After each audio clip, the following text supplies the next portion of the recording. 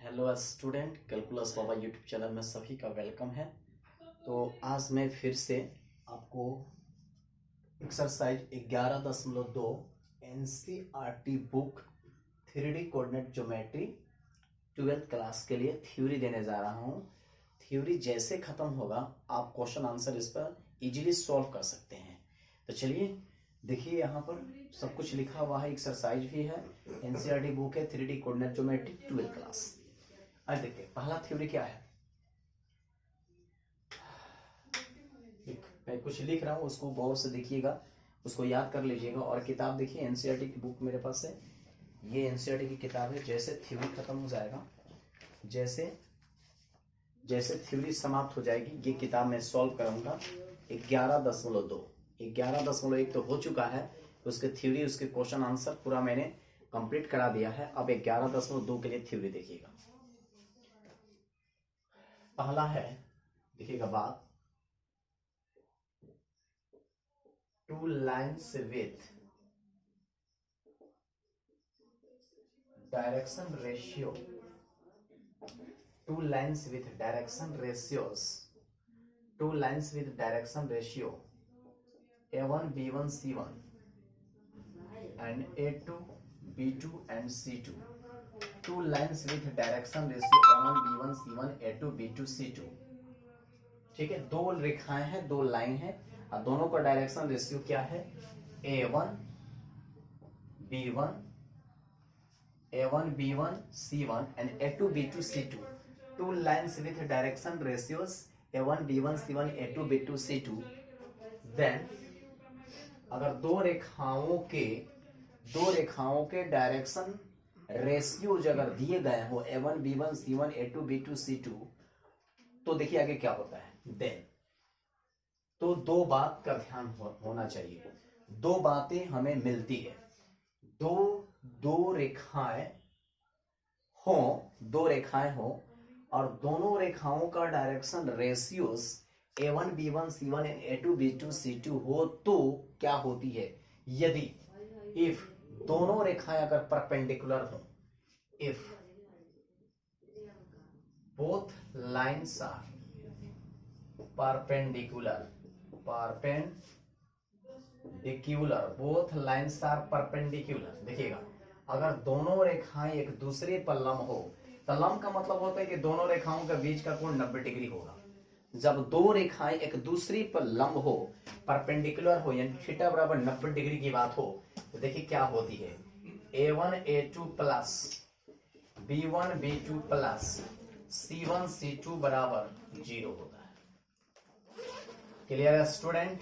आगे बढ़िए, बात नंबर 2 लिखेंगे, if both lines are parallel, both lines are parallel, तो दो रेखाएं जब पैरेलल होगी, तो थीटा का मान क्या होता है यार, थीटा का मान 0 डिग्री होता है। तो तब बोथ लाइन्स आर पैरेलल, यानी थीटा बराबर क्या होगा, 0 डिग्री। तो देखिए क्या होती है A1 by A2 is equal to B1 by B2 is equal to C1 by C2। फिर से समझिए, कैलकुलस बाबा यूट्यूब चैनल पर पढ़ रहे हैं, एनसीईआरटी बुक के लिए आप थ्योरी में दे रहा हूं, आप चाहे तो इस पर केसेस बना के बुक को भी सॉल्व कर सकते हैं आप, या अदर कोई किताब को भी बना सकते हैं आप, बशर्ते कि थ्योरी को पूरी तरह से देख लीजिए, समझ लीजिए क्या मैं दे रहा हूं। एक्सरसाइज 11.2 एनसीईआरटी की बात करते हैं। चलिए एनसीईआरटी बुक की बात कर लिए। क्या हम पढ़ रहे हैं, 3D कोऑर्डिनेट ज्योमेट्री और 12th क्लास, सब कुछ ऊपर है, ये आपको दिख रहा होगा। देखिए तो वीडियो में सब कुछ दिख रहा है ना आपको, ये सारी चीजें। चलिए आगे बढ़ते हैं। मैंने स्टार्ट कैसे की है आज की पढ़ाई, 14 दिसंबर आज है, 14 दिसंबर 2020। मैंने लिखा है कि two lines with direction ratios A1 B1 C1 and A2 B2 C2, then इसके मतलब हो गई कि दो रेखाएं और दोनों रेखाओं का डायरेक्शन रेशियोज मैंने लिया है A1 B1 C1 A2 B2 C2, तो क्या होती है, यदि दोनों रेखाएं एक दूसरे पर लंब हो, यानी थीटा बराबर 90 डिग्री हो, तो क्या होता है, A1 A2 B1 B2 C1 C2, यानी डायरेक्शन रेशियोज का फॉर्म ऐसा हो जाता है। ये जो डायरेक्शन रेशियोज देख रहे हैं ना, A1 B1 C1 A2 B2 C2, उसमें क्या रिलेशन हो जाती है, तो A1 A2 B1 B2 C1 C2 सब प्लस में इज इक्वल टू 0 हो जाती है। याद रखिएगा स्टूडेंट, ये परपेंडिकुलर की कंडीशन है। जब दो रेखाएं एक दूसरे पर परपेंडिकुलर हो तो उसकी कंडीशन है, और जब दोनों रेखाएं एक दूसरे के पैरेलल हो तो क्या होती है, क्या होती है उसका direction cosines, A1 by A2 B1 by B2 C1 by C2, and दोनों रेखाओं के बीच का कोण होता है 0 डिग्री। अब चलिए मैं इसके बाद नया चीज आपको ले जाता हूं। अब मैं सिखाने जा रहा हूं कि दोनों रेखाओं का बीच का कोण कैसे फाइंड की जाती है। Find the angle between, find the angle between two lines, find the angle between two lines की बात मैं कर रहा हूं। अब मैं जा रहा हूं आपको सिखाने दो रेखाओं के बीच का कोण निकालने की तरीका। Find the angle between two lines, दो रेखाओं के बीच का कोण। तो देखिए मैंने कहा मैं क्या लिखने जा रहा हूं, if theta is acute angle between the line, between the lines, लिखा है कि यदि दोनों रेखाओं के, लिखा है कि यदि दोनों रेखाओं के बीच का कोण यदि क्या हो, न्यून कोण हो, if theta is acute angle between the lines, अगर दिए हुए रेखाओं के बीच का कोण यदि थीटा हो, तो जानते हैं अगर दोनों रेखाओं के बीच का कोण यदि थीटा हो यानी एक्यूट एंगल हो, क्या हो, थीटा क्या हो, एक्यूट एंगल हो, तो ध्यान से सुनिएगा, और रेखाओं का समीकरण इस टाइप का हो, vector R is equal to A1 plus lambda into vector B1, and vector R is equal to इस टाइप का हो, यार है vector A2 plus mu into B2, mu into क्या, वेक्टर B2। फिर से समझिएगा, vector R is equal to क्या है, vector A1 plus lambda into B1, vector R is equal to क्या है, A2 plus mu into B2। Vector form क्या बोलते हैं, वेक्टर फॉर्म, इसको बोलते हैं वेक्टर फॉर्म, ठीक है। एक minute, find the angle between, find the angle between two lines, दोनों रेखाओं के बीच का कोण निकालना है, तो क्या करेंगे, पहले देखिए क्या लिखा हूं, if theta is acute angle between the lines, माना कि दोनों रेखाओं के बीच का कोण क्या है, न्यून कोण है, थीटा है, और दोनों रेखाओं का जो इक्वेशन है वो इस तरह है, वेक्टर फॉर्म में, इसको बोलते हैं vector form. Vector R is equal to A1 plus lambda into B1, vector R is equal to A2 plus mu into B2। इस टाइप की अगर दोनों रेखाओं का गिवन इक्वेशन अगर इस टाइप की हो तो इसे बोलते हैं वेक्टर फॉर्म। अब दोनों रेखाओं के बीच का कोण कैसे फाइंड करेंगे, तो उसको कैसे रिप्रेजेंट करते वो चीज मैं सिखाने जाता हूं। चलिए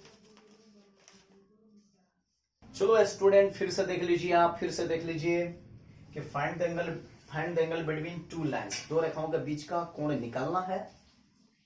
तो दो रेखाओं के बीच का कोण निकालना है, तो यदि मान लिया जाए कि दोनों रेखाओं के बीच का कोण जो थीटा हो एक्यूट एंगल है, और उस दोनों रेखाओं का जो समीकरण है वो वेक्टर फॉर्म में है, तो पहले वेक्टर फॉर्म कैसा होता है, वेक्टर R बराबर A1 plus lambda into B1, vector R बराबर A2 plus mu into B2।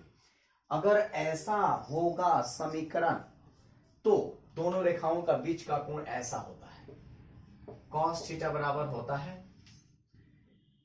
Vector B1 dot vector B2, ठीक है, vector B1 dot vector B2 बटा वेक्टर B1 का मॉडुलस वेक्टर B2 का मॉडुलस होल का modulus. याद रखिएगा स्टूडेंट, इस पर क्वेश्चन भी सॉल्व होगा। देखिए इस पर क्वेश्चन हम अब लास्ट में बता देंगे। चलिए हटाइए, ध्यान रखिएगा। अब यहां से थीटा के मान हम निकाल सकते हैं, cos inverse vector B1 dot vector B2 न रहेगा। चलिए नीचे वेक्टर B1 का मॉडुलस वेक्टर B2 की मॉडुलस एस, सॉल्व कर लेंगे।